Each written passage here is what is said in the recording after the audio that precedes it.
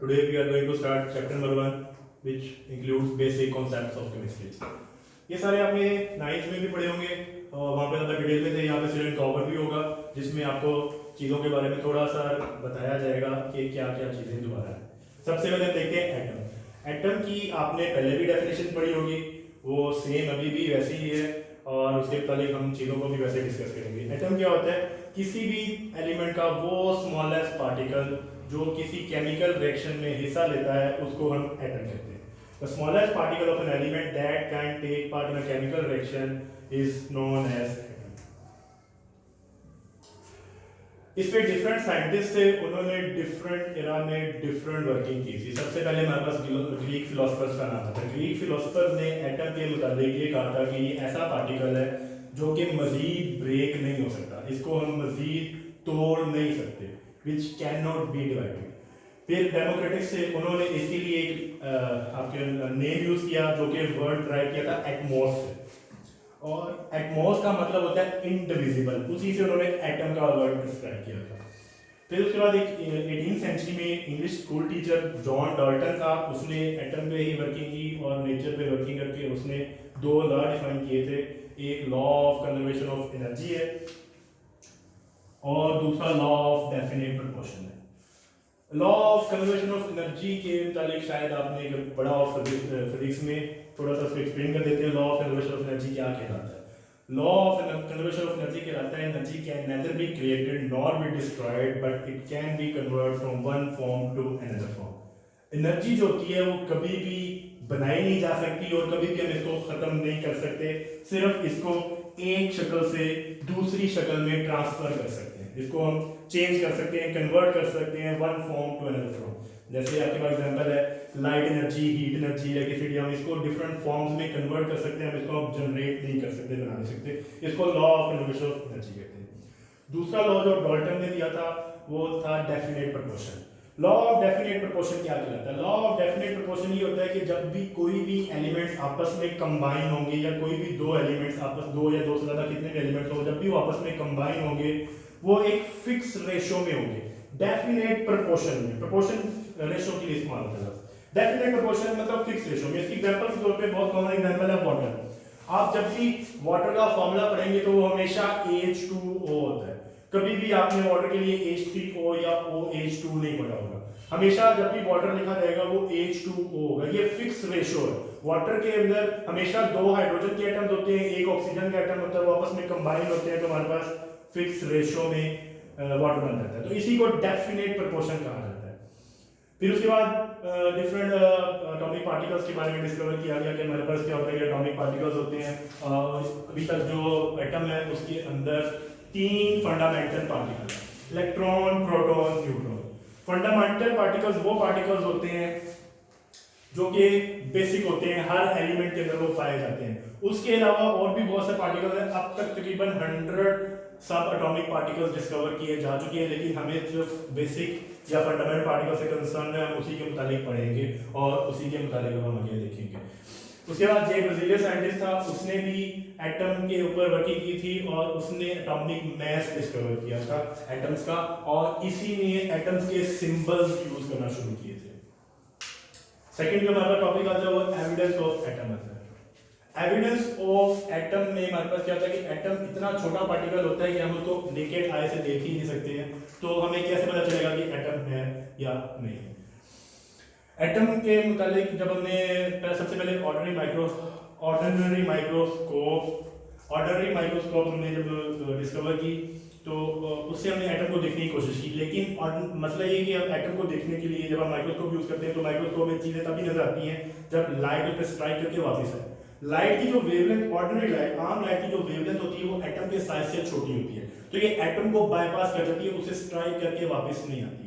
हमें चीजें तभी नजर आती है जब हम लाइट पड़ती है और वो स्ट्राइक करके वापस हमारी आंखों में रिफ्लेक्ट होती है. लेकिन ऑर्डिनरी माइक्रोस्कोप में लाइट जो होती है, एटम जो होता है हमारे पास वो बहुत छोटा होता है. वो लाइट उसमें से पास में किसी हमने इलेक्ट्रॉन माइक्रोस्कोप डिस्कवर की थी. इलेक्ट्रॉन माइक्रोस्कोप डिस्कवर करने के बाद जब हमने एटम को ऑब्जर्व किया तो एटम का जो साइज था वो तकरीबन 2 × 10⁻⁻10 मीटर है, जिसको आप 0.2 नैनोमीटर या 1 एंगस्ट्रॉम भी कह सकते हैं. सिमिलरली इसी तरह हमने एटम का वेट फाइंड किया और वो वेट रेंज करता है 10⁻27 से 10⁻25 kg के दरमियान। ये हमारे पास एटम, इसको हम रफली AMU एटॉमिक मैस यूनिट हमारे पास है, उसके अंदर हम ज़्यादा कन्वीनियंट से हम इसको डिस्क्राइब करते हैं। इसके बाद हमारे पास थर्ड राइटिंग आती है मॉलिक्यूल्स की। मॉलिक्यूल्स क्या होते हैं? मॉलिक्यूल्स होते हैं हमारे पास कोई भी वो पार्टिकल जो इंडिपेंडेंटली एग्जिस्ट कर सकते हैं। Smallest particle of an atom which can exist independently, अकेला रह सकता है। एटम जो होता है वो अकेला नहीं रह सकता। एटम तो इसकी डिफरेंट टाइप्स आ जाती है। हम फर्दर जब डिटेल्स में जाएंगे तो फिर आपको पता चलेगा कि एटम बॉन्ड बनाता है, किस तरह मॉलिक्यूल बनाता है और किस तरह उसकी फॉर्मेशन होती है। वो हम डिटेल्स जैसे हम आगे जाएंगे तो हम उसको देख लेंगे। फिलहाल हम इसकी मॉलिक्यूल्स की सिर्फ जो मेन टाइप्स हैं उसको डिस्कस कर लेते हैं। सबसे पहले ये आपने 9th में बहुत डिटेल में पढ़ी होंगी, लेकिन अभी हम सिर्फ इसको ओवरव्यू में देखेंगे। जो आपके पास मॉलिक्यूल है, मॉलिक्यूल की दो टाइप्स होती हैं मेन। एक होता है होमो एटॉमिक मॉलिक्यूल और एक होता है हेटेरो एटॉमिक मॉलिक्यूल। होमो जो होता है, ये होमो का मतलब होता है सेम और हेटेरो का मतलब होता है डिफरेंट। होमो एटॉमिक मॉलिक्यूल्स ऐसे मॉलिक्यूल्स को कहते हैं जिसमें सेम टाइप ऑफ एटम होते हैं। फॉर एग्जांपल आपके पास ऑक्सीजन है, ऑक्सीजन का जो मॉलिक्यूल होगा इसमें दो एटम्स हैं ऑक्सीजन के, दोनों ऑक्सीजन के, तो ये जो आपके पास आएगा ये क्या होगा? होमो एटॉमिक मॉलिक्यूल। सिमिलरली आप हाइड्रोजन ले लें H2, ये भी होमो एटॉमिक मॉलिक्यूल है। ओजोन ले लें O3, उसमें 3 एटम्स हैं लेकिन वो हैं सारे के सारे ऑक्सीजन के, तो ये होमो एटॉमिक मॉलिक्यूल्स कहलाएंगे। नंबर ऑफ एटम्स से हमें कोई कंसर्न नहीं, हमें सिर्फ टाइप्स ऑफ एटम के एक जैसे होने चाहिए। उसके बाद हमारे पास आता है hetero atomic molecule. Hetero atomic molecules ऐसे मॉलिक्यूल्स होते हैं जो डिफरेंट टाइप्स ऑफ एटम्स पे मुश्तमिल होते हैं। जैसे हमारे पास एग्जांपल के तौर पे हम फिर एक सिंपल एग्जांपल वाटर ले लेते हैं। इसमें हमारे पास दो हाइड्रोजन के एटम है, एक ऑक्सीजन के एटम है। नंबर ऑफ एटम्स में कोई कंसर्न नहीं है, हमें सिर्फ ये कि डिफरेंट टाइप्स ऑफ एटम्स हैं, जिसमें 2 3 4 5 बहुत से एटम्स भी हो सकते हैं, मिनिमम 2 होने चाहिए।